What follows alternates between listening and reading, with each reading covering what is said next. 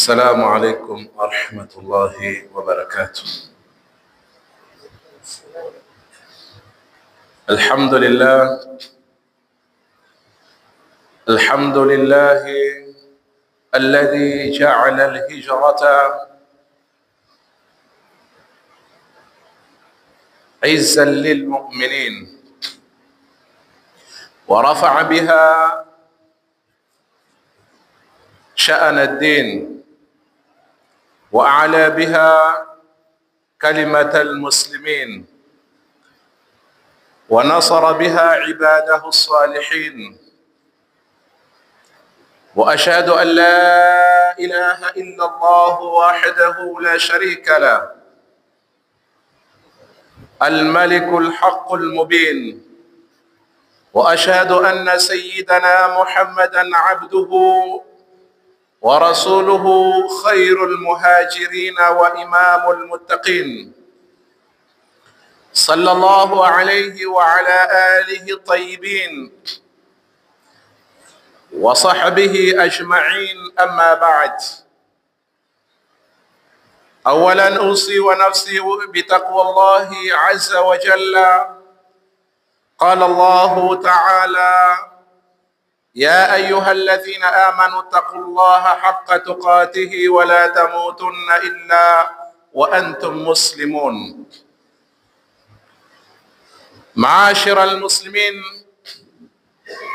baada ya kumshukuru Allah subhanahu wa ta'ala na kumtakia rehema kipenzi mtukufu wa daraja, tuko katika mwezi wa Muharram, tuko katika mwaka mpya, mwaka 1448, tukiwa katika twakumbuka tukio la hijra ambalo limetokea katika mwaka huu ambao umeitwa mwaka wa hijra, ikiwa mtume mwenyewe aligura katika mwezi wa mfungo sita. Unwani ya mada kulingamana na mfumo huu, tutazungumzia alhijratu izzatul muslimina. Alhijratu izzatul muslimina, maana yake hijra ndiyo ezi, ndiyo utukufu kwa Waislamu. Waislamu walipokuwa mji wa Maka walikuwa ni madhalili, walikuwa ni madhaifu, walikuwa hawana maamuzi yoyote, kwa sababu makafiri ndio walikuwa na nguvu. Makafiri ndio wametawala Maka, ikawa hawana nguvu. Lakini Mola subhanahu wa ta'ala akataka waondoke Maka waende Madina, ukapatikana hijra, na ikawa ni sababu ya kupatikana izi, sharaf, utukufu kwa Waislamu na Uislamu. Waislamu wakafanya hijra, wakaenda Madina, wakaacha mji wao, wakaacha majumba yao, wakaacha sehemu waliokuwa wameizoea, wakaenda sehemu ambapo hawajui mtu yoyote, hawana nyumba yoyote, hawana kazi yoyote, lakini kwa kuwa ni amri ya Allah wakaweza kwenda Madina na wakapata izi kubwa na wakapata sharaf kubwa kwa kule kufanya hijra. Kwa hivyo alhijratu izzatul muslimin, hijra ni izi, ni utukufu kwa Waislamu. Na pana madhahiru izza almuslimina bilhijra, pana alama na sharafi za kuonesha namna gani Waislamu walipata izi.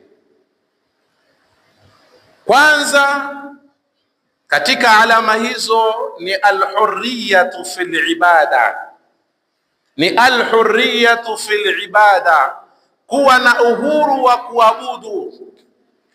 Wakati wako Maka, Waislamu walikuwa hawana uhuru wa ibada. Hawawezi kuswali mbele za Al-Kaaba, walikuwa hawawezi kufanya da'wa nje kwa wazi. Hata Sayyiduna Abu Bakar radhiallahu anhu wa ardha aliposilimu akamuuliza Mtume, je, hatukuambiwa tudhihirishe hii dini? Akamwambia, kwa nini? Lakini kwa hivi sasa ni wachache sisi, na kwa hivi sasa Makureshi wanadhalilisha Waislamu. Akamwambia, nipatie ruhusa.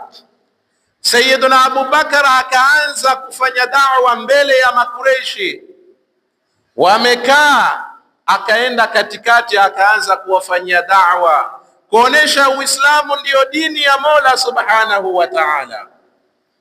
Basi pale pale alipigwa mno, yasemekana mpaka akapoteza akili, akawa hana fahamu tena namna ya watu walivyompiga kweli kweli. Ibn Mas'ud radhiallahu anhu warda pia naye alimwambia, ya Rasulullah, nataka unipe ruhusa nidhihirishe Qur'an. Wa kwanza kudhihirisha Qur'an ni Ibn Mas'ud radhiallahu anhu warda. Akaenda mbele ya Makureshi, wamekaa kwenye kikao chao, akawasomea Qur'an, walimpiga vibaya. Hivi ndivyo ilivyokuwa katika dini. Watu walikuwa hawana uhuru wa kusoma Qur'an, hawana uhuru wa kudhihirisha Qur'an, hawana uhuru wa kufanya ibada. Walikuwa wanajificha wakifanya ibada katika nyumba ya Arqam bin Abi Arqam kwa siri, ili wasije wakaenekanwa. Mtume da'wa anafanya kwa siri, wasije wakajua Makureshi. Kwa hivyo uhuru wa ibada ilikuwa hakuna Makka. Lakini Mwenyezi Mungu Subhanahu wa Ta'ala alipowaambia Waislamu watoke Makka waende Madina, basi wakawa na uhuru wa ibada, wakaweza kuitangaza ibada ya Mola Subhanahu wa Ta'ala, wakawa wanafanya da'wa kwa wazi, wanasoma Qur'ani kwa wazi.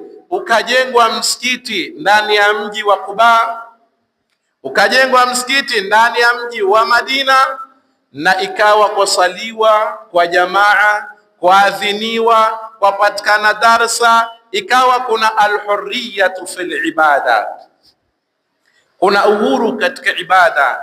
Ni muhimu sana kufanya hijra kama mahala ambapo wewe huna uwezo napo kufanya ibada yako kwa umakini, ama pengine wateseka kwa sababu ya kutofanya ibada, ya kufanya ibada kwa wazi.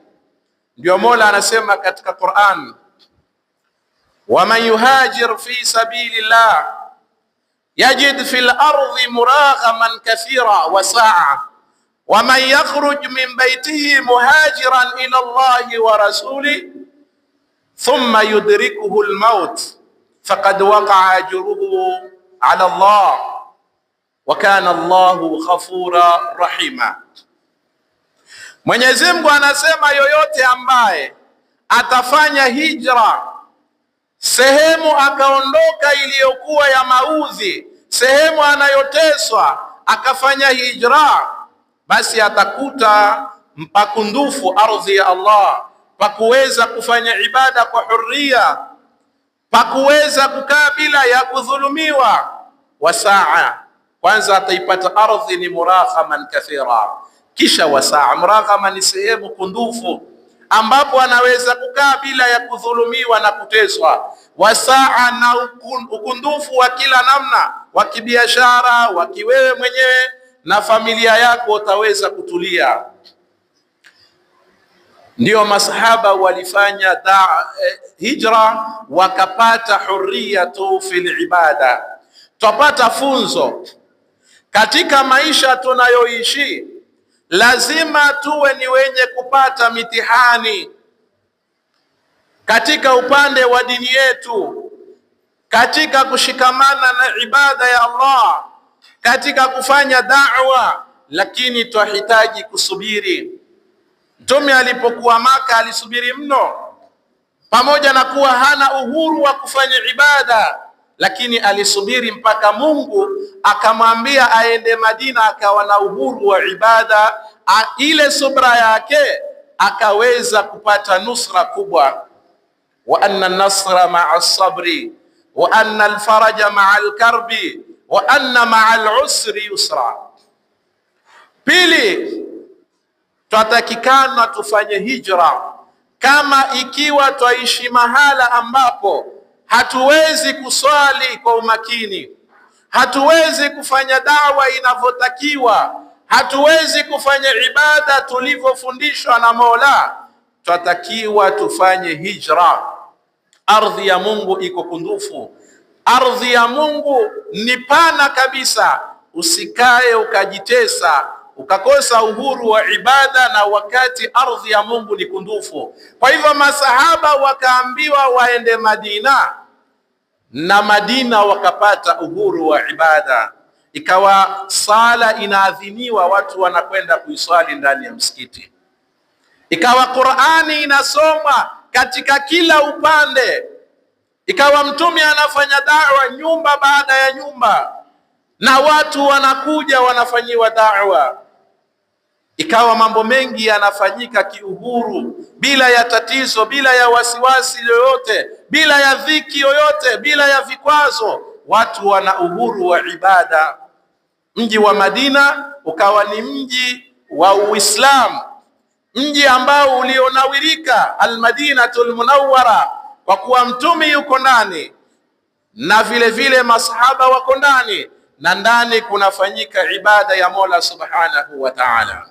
Kwa hivyo jambo la kwanza, alama ya kwanza inayopatikana katika utukufu wa izi na izi inayopatikana katika hijra ni alhurriyatu fil ibada, kuwa na uhuru wa ibada, kuwa na uhuru wa kuabudu. Pili ni tatbiqul ahkami shar'iyya.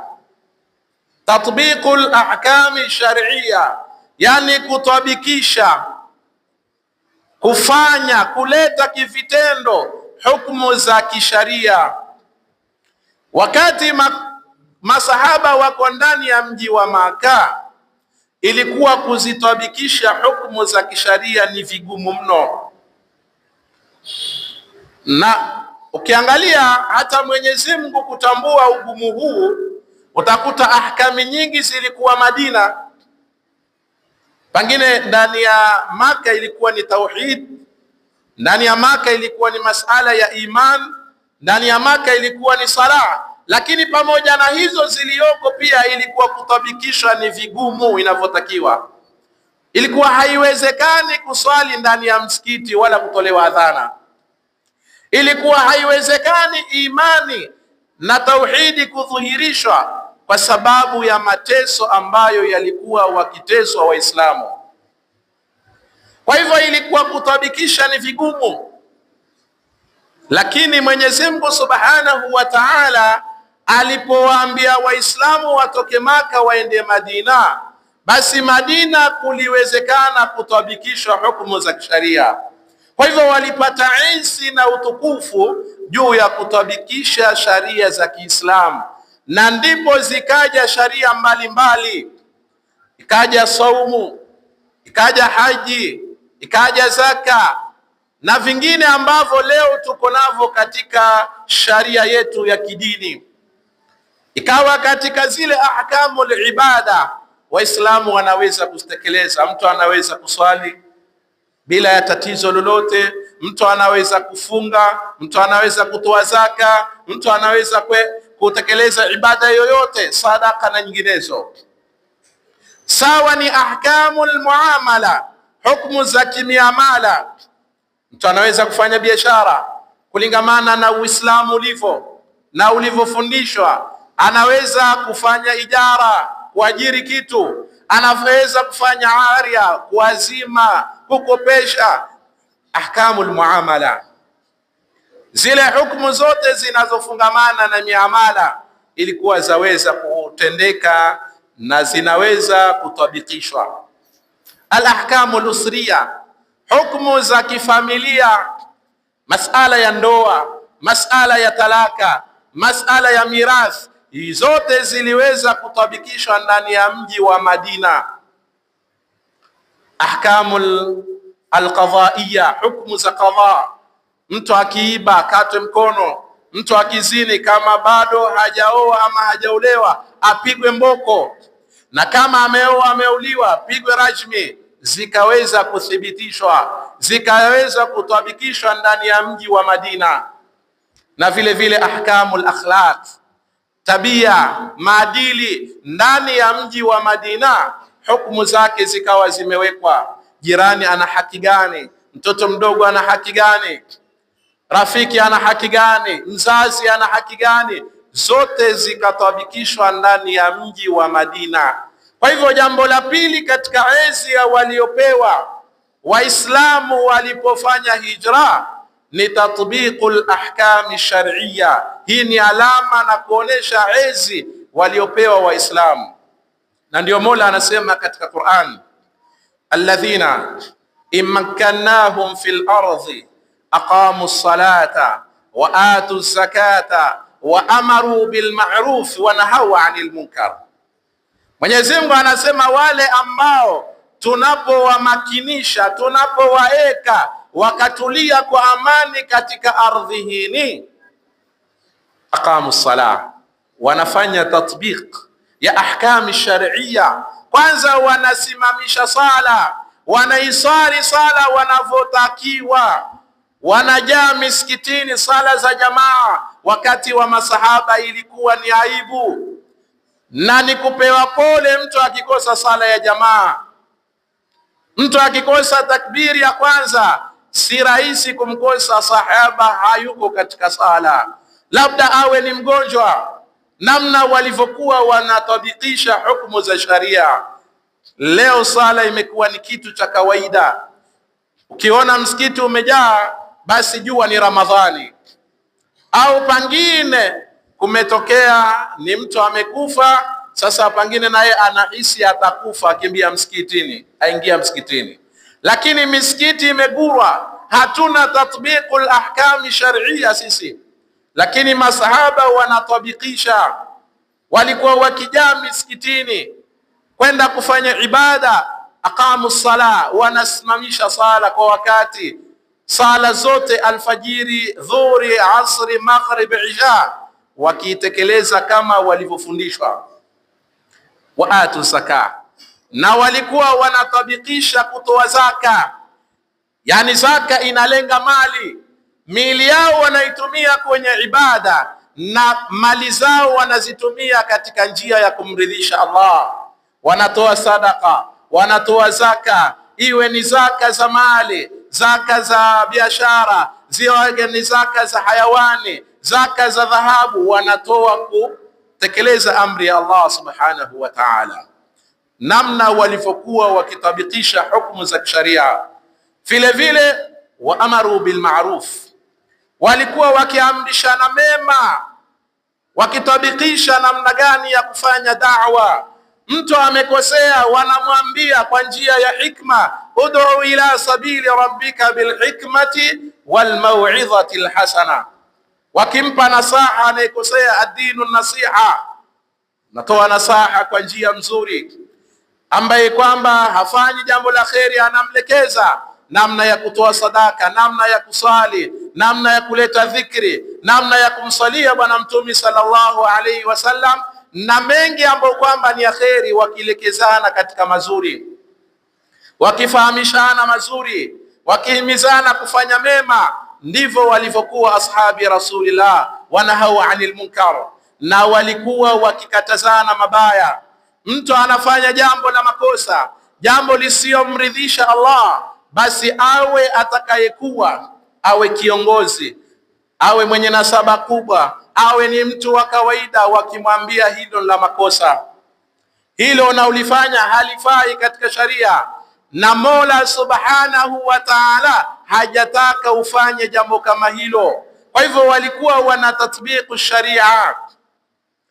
wanatabikisha sharia ya Mola Subhanahu wa Ta'ala. Hawakuacha tu kwamba kila mmoja afanye, bali walikuwa wakiambiana, wakihimizana katika mema, wakihimizana katika makosa, wakikatazana kwa njia ya hikma na njia mzuri. Kwa hivyo tutatakikana hata mimi na wewe tutabikishe hukumu za kisharia, zile tunaweza kuzitekeleza, ziwe za faradhi, ziwe za sunna, tutabikishe kama walivyotabikisha ashabi Rasulillah. Tuzifanyie, tuzilete kivitendo. Una mali ndugu yangu, saidia watu, toa zaka, saidia mayatima, saidia wajane. Mwenyezi Mungu amekupatia akili, akili itumie katika kufikiria, kujenga, katika kuleta maendeleo, katika kuleta mazuri. Mungu amekupa afya, itumie katika hali ya kumridhisha Allah Subhanahu wa Ta'ala, ili tukiondoka tuweze kuipata pepo ya Mola Subhanahu wa Ta'ala, na tujiepushe ama tuepukane na moto wa Mola Subhanahu wa Ta'ala. Ni muhimu sana kuweza kutabikishwa hukumu za kisharia za Mola Subhanahu wa Ta'ala. Kwa hivyo jambo la pili ama alama ya pili ya ezi waliopata ni tatbiqul ahkam shar'iyya. Tatu ni alquwa walman'atu ala al'ada. Ni alquwa, walipata nguvu, walman'atu, na wakawa na uwezo wa kujihami, ala al'ada, juu ya maadui zao. Ikawa hawawezi tena kupatwa na idhlal na mateso yale waliokuwa nayo wakipata ndani ya mji wa Makka, wakidhulumiwa, wakinyanyasa. Mungu akawapa ezi, Mungu akawapa sharaf masahaba wakati wameenda katika mji wa Madina, ikawa wanaweza kujitetea. Na ndio ukaona wakati walipokuwa Madina wakatakiwa wajihami kwa kuweza kupigana. Soma historia vita vya Badri. Vita vya Badri kiuhalisi ulivyo na kistaswiri ilivyo, ni Waislamu walikwenda kujihami, wala Waislamu hawakuanzisha vita, kwa sababu Makureshi ndio waliotoka Maka wakaenda katika uwanja wa Badri. Badri ni sehemu iko karibu na Madina. Sasa Waislamu walikwenda kule kwa sababu hawa wamekuja kwa ushari, hawa wamekuja kuleta matatizo. Walikwenda kujihami wasije wakaingia Madina wakaleta vurugu na uharibifu wa mali na uharibifu wa nafsi. Ndipo kukatokea vile vita, laqad nasarakumullahu bibadrin wa antum adhilla. Mola asema hakika Mola aliwapa nusra kwa vita vya Badri wakati nyinyi ni madhalili. Waislamu walikuwa wanyonge, hawana uwezo wa kutoa maamuzi, hawana uwezo wa kupambana. Na ndiyo Mtume alipokuwa Maka awapitia alu Yasir wanaadhibiwa, akawaambia sabra ala Yasir fa inna maw'idakumul janna, subirini enyi watu wa Yasir, kwa sababu mashikio yenu ni pepo. Kwa sababu hapa hakuwa na uwezo Waislamu wa kuweza kuwatetea hawa. Lakini walipokuwa Madina, tazama wale Mayahudi walipoanza kumdhalilisha mwanamke wa Kiislamu na kumvua nguo mwanamke wa Kiislamu, namna gani Waislamu walivyojitokeza kupambana naye. Kulifungwa jeshi likaenda kupambana na Mayahudi waliovunja ahadi na wakaamua kumdhalilisha mwanamke wa Kiislamu mwenye stara na hijab. Ikawa ni sababu ya kutolewa Mayahudi katika mji wa Madina. Sababu moja iliyopelekea kutolewa Mayahudi katika Madina ni hiyo, na kule kuvunja ahadi kwao na kutimiza yale ambayo ni makubaliano baina yao na Mtume sallallahu alayhi wasallam. Walikuwa na enzi Madina wameishika, Mtume ndiye kiongozi, kwa hivyo ilikuwa wanaweza kupitisha hukumu. Walikuwa na enzi ya kwamba hakuna kafiri ambaye kwamba anaweza kwenda kinyume na vile ambavyo itakuwa imepangiliwa. Wakawa na ezi ya kuweza kunusuru dini ya Mola, in tansurullaha yansurukum, mukisimama kuinusuru dini ya Allah, basi na Mwenyezi Mungu na yeye atawanusuru. Na wao walisimama kuinusuru dini ya Allah na Mola akawapa nusra, japo walikuwa ni wachache, lakini wakawa wengi kwa imani zao, kwa yakini walizokuwa nazo, wakafanya kazi kubwa. Masahaba radhiallahu anhu arda. Ndio Mola subhanahu wa ta'ala katika Qur'ani asema, wadhkuru idh kuntum qalil mustad'afuna fil ard takhafuna an yatakhatafakum an-nas fa'awakum wa ayyadakum binasrihi wa razaqakum min at-tayyibati la'allakum tashkurun. Mwenyezi Mungu awaambia masahaba, kumbukeni enyi ashab, idh kuntum qalilun mustad'afun. Qalil, walikuwa kidogo mno, tena madhaifu, wanyonge. Takhafuna an yatakhatafakum an-nas, tena munaogopa musije mukavamiwa, musije mukatekwa na watu. Lakini Mwenyezi Mungu faawakum, akawapa mahala pa kuishi, mukatoka Maka mukaenda Madina. Kisha wa ayyadakum binasri, Mungu akawapa nguvu kwa kuwapatia nusra, mkawa na izi, mkawa na sharaf kwa kule kufanya hijra kwenda mji wa Madina. Kisha Mungu warazaqakum minal tayyibat, Mungu akawafungulia riziki za halali, Mungu akawafungulia neema zake na baraka zake ndani ya mji wa Madina, ili wapate kumshukuru Allah subhanahu wa ta'ala. Kwa hivyo alama nyingine ya izi kwa Waislamu ni alquwa walmana ala al-a'da, ni Mungu kuwapa nguvu, Mungu kuwapa nusra, Mungu kuwapa uwezo wa kule kupambana na maadui. Na mimi na wewe ndugu zanguni, lazima tujitolee katika kuinusuru dini ya Allah kwa hali na mali, kwa fikra, kwa kila njia ambayo unayoweza. Tujaribu kunusuru dini ya Allah, kutangaza dini ya Allah. Tusibaki siku zote twalalamika, twadhulumiwa. Tusibaki siku zote twalalamika, twanyanyaswa. Ni kwa sababu hatutaki kuinusuru dini ya Allah, ndio maana twadhalilika. Mola ashasema, in tansurullaha yansurukum. Wewe ukisimama kuinusuru dini ya Allah, kuitetea dini ya Allah, basi na Mwenyezi Mungu atakupa nusra. Hatutakuwa dhalili, hatutakuwa madhaifu. Tumejitakia wenyewe udhalili na udhaifu. Ndugu zanguni, masahaba walipata izi, walikuwa na nguvu, na Mungu akawapa nusra walipojitolea kuinusuru dini ya Allah. Laqad nasarakumullahu bibadrin wa antum adhilla. Mungu awaambia mulikuwa ni madhalili, wanyonge, Mungu aliwapa nusra.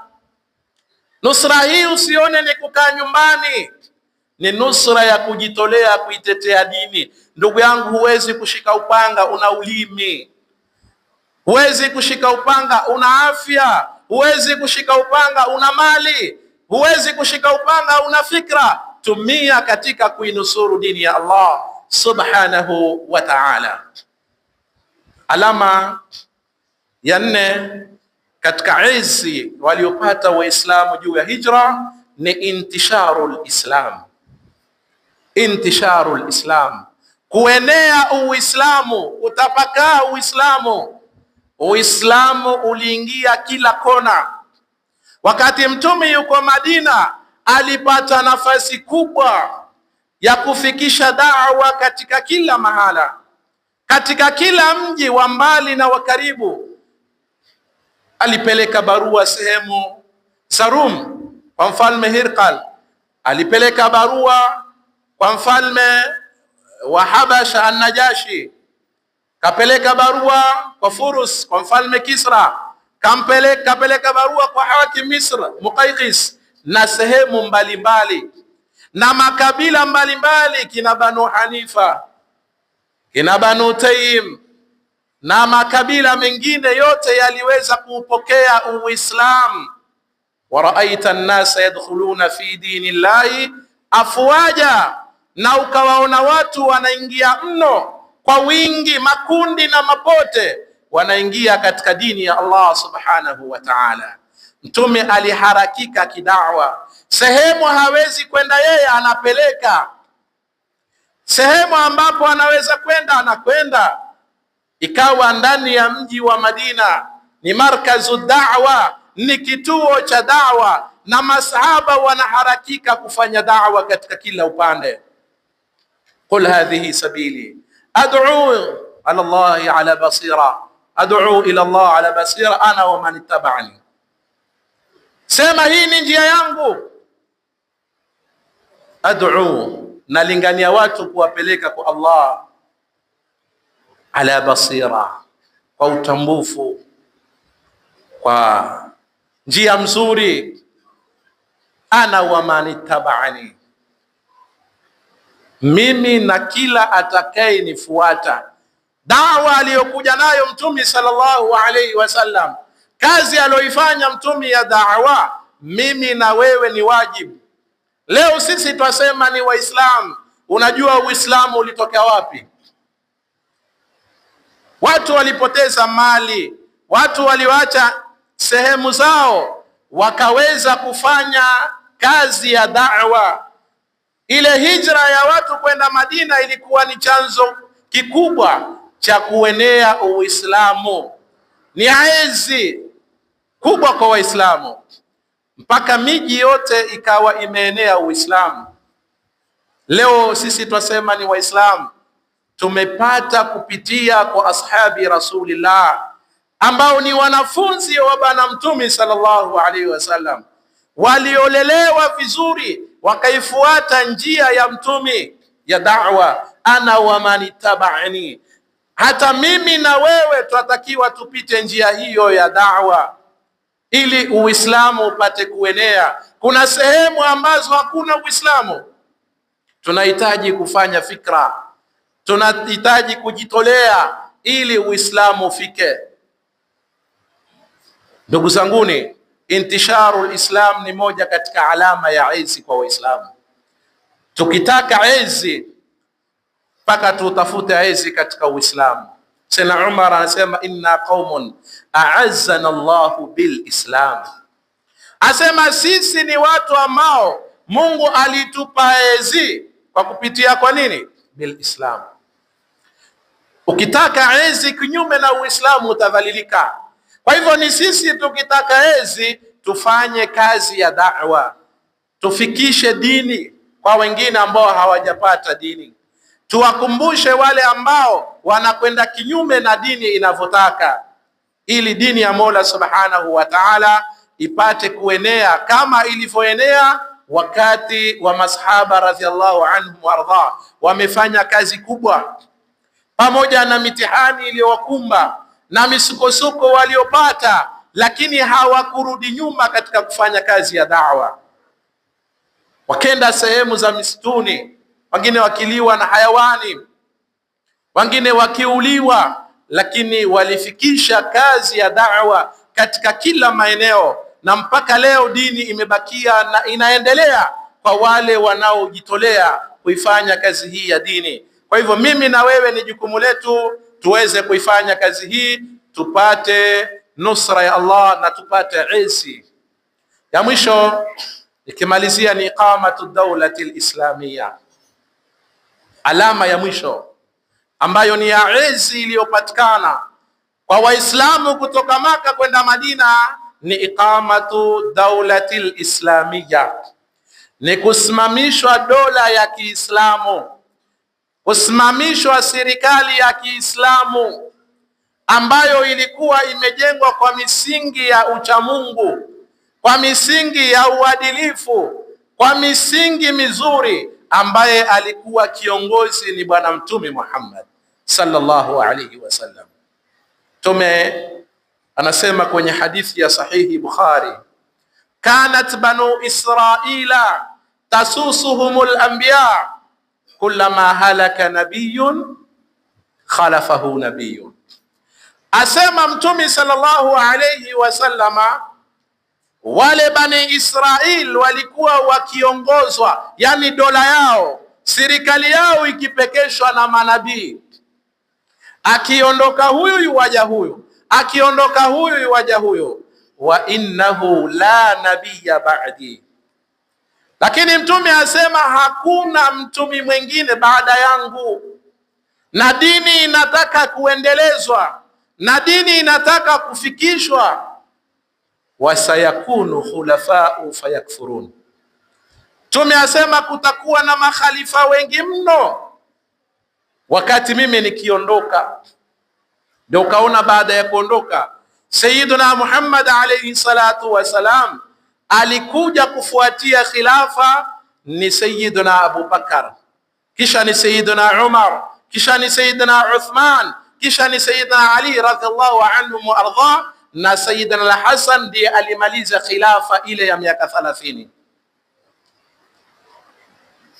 Sasa Mtume akasema kutakuwa na khilafa nyingi, wengine wanajiita makhalifa, lakini khilafa ile aloipendelea Mtume kwamba itakuwa miaka 30 ilimalizika kwa Sayyidina al-Hasan. Wako wengine wanajiita. Sasa kwa hadithi hii Mtume asema wasayakunu khulafaun fayakthurun, watakuwa viongozi. Hapa ina maana ya viongozi watakaoipekesha dini baada yake, iwe ni khalifa, iwe ni mfalume, iwe ni raisi, lakini atakuwa ni kiongozi baada yake. Watakuwa ni wengi. Masahaba wakamuuliza famadha ta'muruna, masahaba qalu famadha ta'muruna, sasa unatuamrisha nini kipindi kama hiko? Wao viongozi ni wengi, wamejaa. Mtume akawaambia sallallahu alayhi wasallama kwamba shikaneni ama mvotini yule ambaye kwamba ni kiongozi wa kwanza.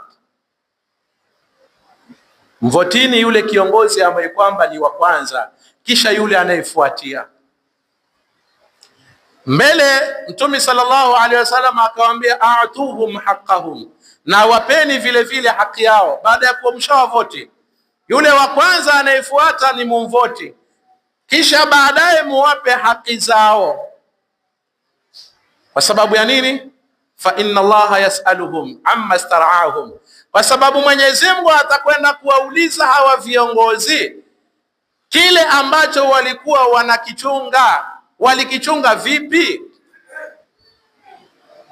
Ndugu zanguni, Mwenyezi Mungu Subhanahu wa Ta'ala kutaka kuwapa ezi Waislamu ni kule kusimamishwa dola ya Kiislamu yenye sharia ya Kiislamu, yenye mwenendo wa Kiislamu, yenye kusimama na uadilifu, ikawa ni dola isiyomnyanyasa Muislamu wala asiyokuwa Muislamu, ikawa ni dola ambayo inaweza kuleta uchumi mzuri katika dini ya Kiislamu na ulimwengu.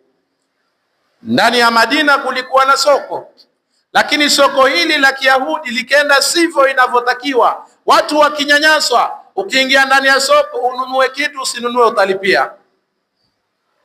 Kisha muamala wa riba umejaa, dhulma zimejaa. Mtume akataka dola ijengwe katika misingi mizuri, hata katika uchumi. Akajenga soko ambalo liliweza kutumika na Waislamu na likaweza kusimamisha misingi ya Kiislamu na sharia. Hivi ndivyo dola inavyotakikana kuundwa, ndivyo inavyotakikana kusimama. Kwa hivyo ikasimama dola ya Kiislamu katika mwenendo mzuri, katika kusimamisha uadilifu. Hata asiyekuwa Muislamu ilikuwa hadhulumiwi, anapewa haki yake kama inavyotakikana. Na akitokea mtu akimdhulumu, hata kama ni Muislamu, basi dhulma kama ile inachukuliwa, anarudishiwa mwenyewe. Kwa hivyo na mimi na wewe pia ni dola. Si lazima dola iwe ni serikali. Kwa sasa dola hakuna, lakini wewe mwenyewe ni kiongozi, wewe mwenyewe ni dola. Mzee, baba, mama, una watoto, ushakuwa na serikali. una watoto, una wajukuu, una ndugu, yote hii yatakikana uchunge familia yako, uilee katika misingi mizuri ya uadilifu na misingi ya uchamungu. Ukiwa wewe ni imamu, ukiwa wewe ni mwalimu, bado wewe ni kiongozi, bado wewe ni dola, bado wewe ni serikali, yatakikana uwe mkweli na utoe miongozo mizuri ambayo itakayotusaidia. Na kila mmoja wetu, bila shaka, kullukum ra'in wa kullukum mas'ul an ra'iya, sote ni wachunga, kila mmoja ana kile ambacho anakichunga. Utakwenda kuulizwa mpaka hayawani unayemchunga, watoto wako utaulizwa. Kwa hivyo ni sisi tusimame imara kama dola ya Kiislamu ilivyosimama imara kuleta ukweli na uaminifu na uadilifu, na sisi tuwe hivyo hivyo, ndivyo tutakuwa tumefaulu. Haya ndiyo yale ambayo tumeafikiwa kuyazungumza siku ya leo, ikiwa ni katika unwani yetu alhijratu izzatul muslimin. Hijra ndiyo enzi, ndiyo sharaf, ndiyo utukufu kwa Waislamu, ambao alama yake ni haya mambo matano: alhurriyatu fil ibada, ambao kwamba tumeieleza tatbiqu alahkam alshar'iyya, alquwa walmana ala alada, intisharu alislam, na mwisho tukaeleza ni iqamatu dawlati alislamia. Tumombe Mwenyezi Mungu atujalie min alladhina yastami'una alqawla fayattabi'una ahsana. Allahumma arina alhaqqa haqqan warzuqna ittiba'a wa arina albatila batila warzuqna ijtinaba. Wassalamu alaykum wa rahmatullahi wa barakatuh.